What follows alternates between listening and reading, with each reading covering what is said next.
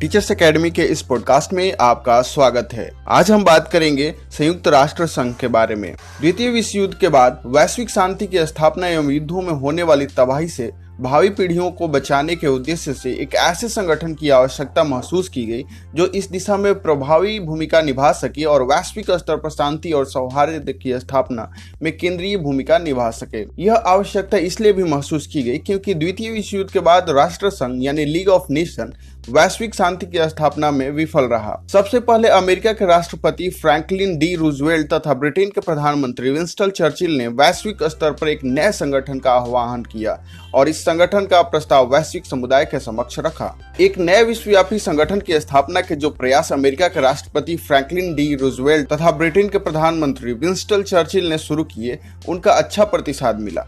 San Francisco America में 25 अप्रैल 1945 को इसकी अंतिम रूपरेखा तैयार हुई और इसके चार्टर को तैयार करने की प्रक्रिया शुरू की गई। वर्ष 1945 के 24 अक्टूबर को राष्ट्र संघ यानी लीग ऑफ नेशन को समाप्त कर संयुक्त राष्ट्र संघ की स्थापना अमेरिका के सैन फ्रांसिस्को शहर में हुई। इसके चार्टर पर पहले 50 देशों ने ही हस्ताक्षर किए थे, किंतु पोलैंड के शामिल होने के बाद यह संख्या बढ़कर 51 हो गई। संयुक्त राष्ट्र संघ का मुख्यालय न्यूयॉर्क के मैनहट्टन में स्थापित किया गया। यह सबसे बड़ा वैश्विक संगठन वर्तमान समय में है, जिसमें 193 देश शामिल हैं। चूंकि हर बड़े ऑर्गेनाइजेशन का एक अपना ध्वज होता है, इसी तरह से संयुक्त राष्ट्र का भी एक अपना ध्वज है। वर्ष 1947 में संयुक्त राष्ट्र के ध्वज को आधिकारिक रूप से अपनाया गया। इस ध्वज में सफेद रंग से विश्व की वृत्ताकार मानचित्र को दिखाया गया है। यह मानचित्र जैतून की शाखाओं के हार से घिरा हुआ है, जो कि शांति का प्रतीक मानी जाती है। अगर हम संयुक्त राष्ट्र संघ के संविधान के बारे में बात करें तो संयुक्त राष्ट्र का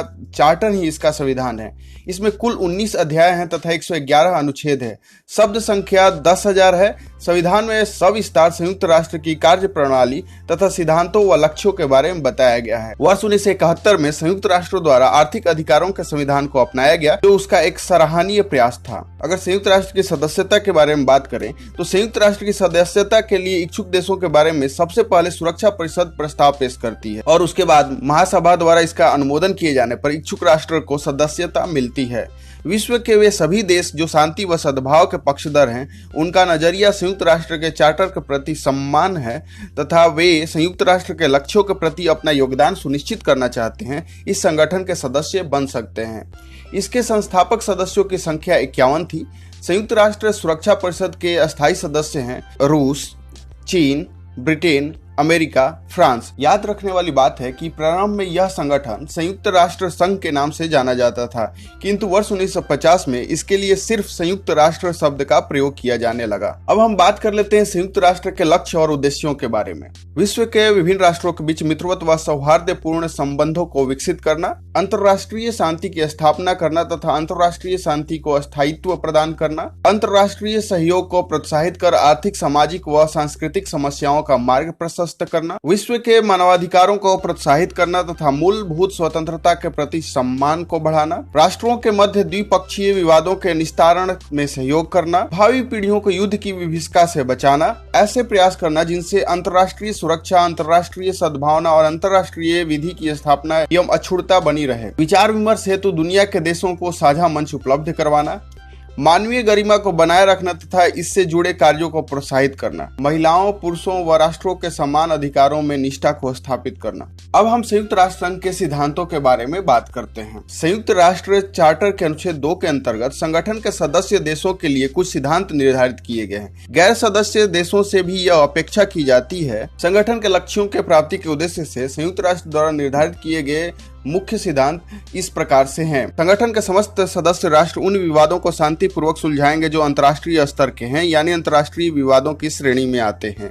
अंतर्राष्ट्रीय संबंधों के अनुपालन व क्रियान्वयन में सदस्य राष्ट्रों द्वारा किसी प्रकार की धमकी या बल का प्रयोग नहीं किया जाए। इसके लिए सदस्य राष्ट्रों को प्रोत्साहित करना एवं उनकी सहमति प्राप्त करना। संगठन के सभी सदस्य राष्ट्र प्रभुसत्तात्मक समानता के सिद्धांत का पालन करेंगे व सिद्धांत का सम्मान दूसरे देशों के संबंध में करेंगे। सभी सदस्य राष्ट्र संगठन द्वारा निर्धारित लक्ष्यों का पूरी निष्ठा से अनुपालन करेंगे। वैश्विक शांति के उल्लंघन, खतरे तथा आक्रमण की स्थिति में संयुक्त राष्ट्र सदस्य राष्ट्रों के आंतरिक मामलों में हस्तक्षेप के लिए अधिकृत होगा, जबकि सामान्य परिस्थितियों में यह हस्तक्षेप की नीति अपनाएगा। संगठन की कार्यवाहियों में समस्त सदस्य देश सहयोग करेंगे।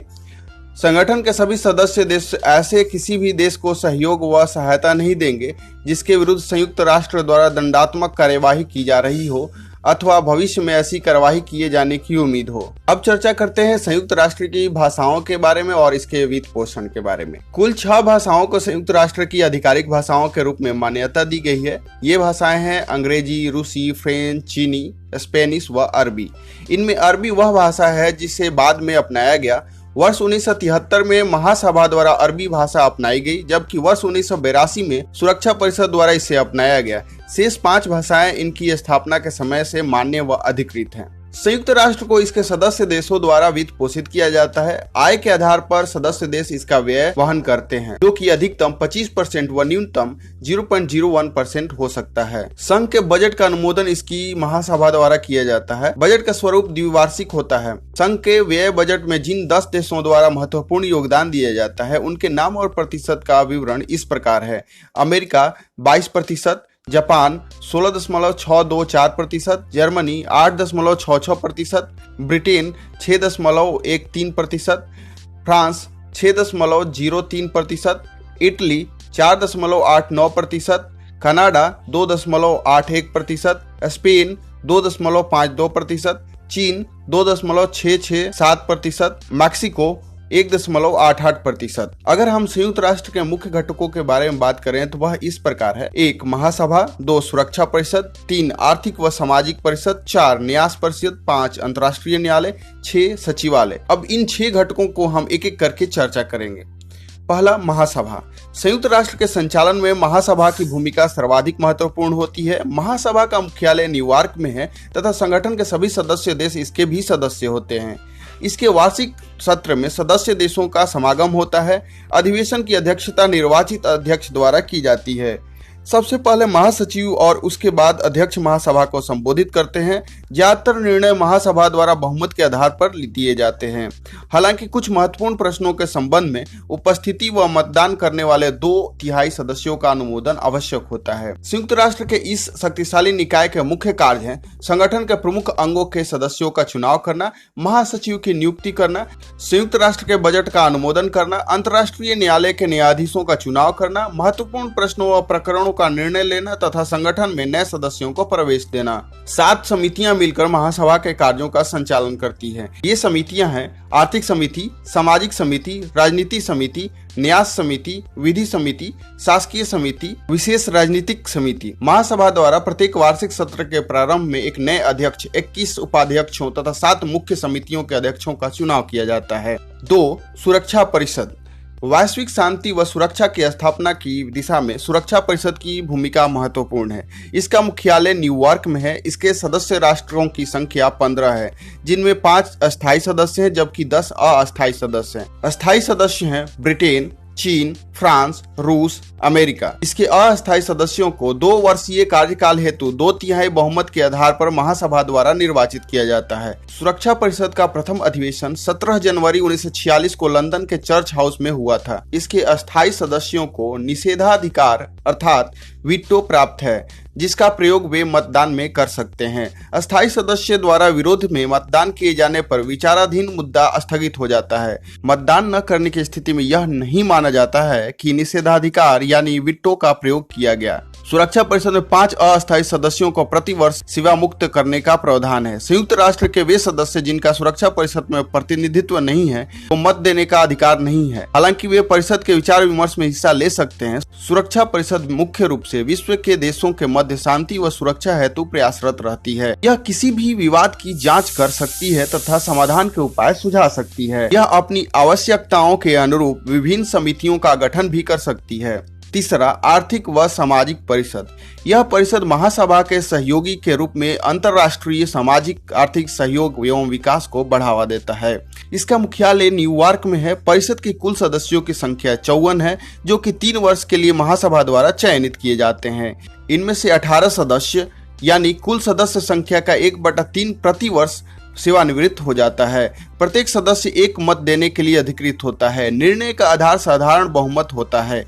इस परिषद की अनेक गतिविधियां कार्यात्मक आयोगों, क्षेत्रीय आयोगों तथा अनेक अस्थायी समितियों व आयोगों द्वारा संपन्न की जाती है। यह परिषद अंतर्राष्ट्रीय सामाजिक, सांस्कृतिक, आर्थिक, शैक्षिक, स्वास्थ्य व दूसरी समस्याओं का अध्ययन भी करती है और संयुक्त राष्ट्र के विभिन्न अंगों के विचारार्थ इसे प्रस्तुत करती है। चौथा, न्यास परिषद।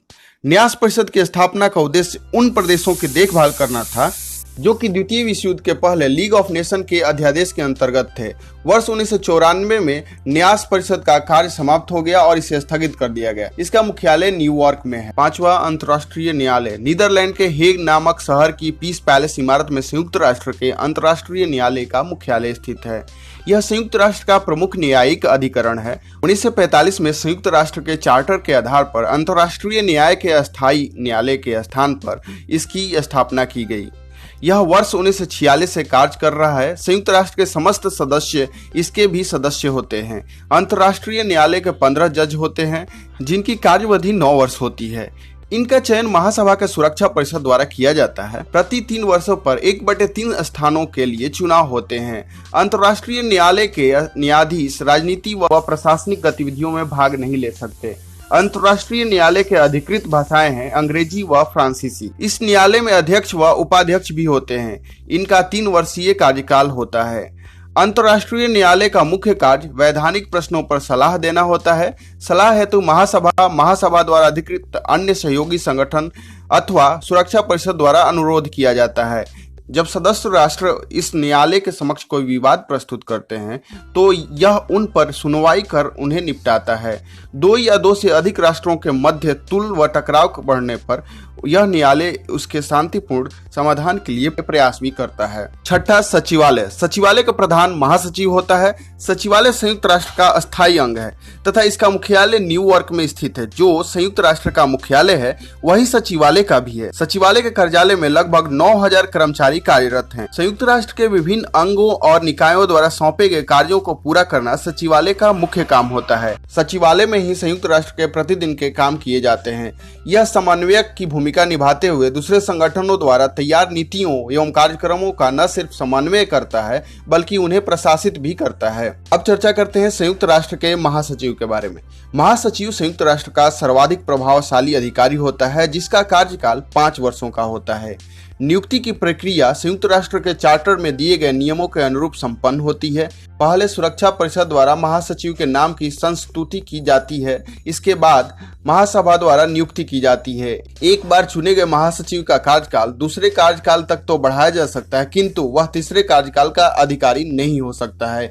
यानी अधिकतम 2 कार्यकाल तक ही कोई महासचिव बना रह सकता है। इसमें याद रखने वाली बात यह है कि संयुक्त राष्ट्र के महासचिव के रूप में किसी ऐसे व्यक्ति का चयन नहीं किया जा सकता जो सुरक्षा परिषद के किसी अस्थायी सदस्य देश से संबंध रखता हो। संयुक्त राष्ट्र के लिए 1997 में उप महासचिव पद का सृजन किया गया। 12 जनवरी 1998 को कनाडा के सुश्री लुइस फेचेट ने संयुक्त राष्ट्र की पहली उप महासचिव के रूप में पदभार ग्रहण किया था। संयुक्त राष्ट्र के महासचिव के अधिकार और शक्तियां बहुत व्यापक होती है। मुख्य रूप से संयुक्त राष्ट्र का महासचिव वैश्विक शांति व सद्भाव के लिए प्रयासरत रहता है। संघ द्वारा जो शांति सम्मेलन व अभियान आयोजित किया जाता है महासचिव द्वारा उनका पर्यवेक्षण भी किया जाता है। समय समय पर वह उन राष्ट्रों की सरकारों को सुझाव भी दिया करता है जो संयुक्त राष्ट्र के सदस्य होते हैं। यदि विश्व के किसी भी क्षेत्र विशेष में कुछ ऐसा घटित हो रहा हो तो इस स्थिति में महासचिव सुरक्षा परिषद का ध्यान इस ओर आकर्षित करता है।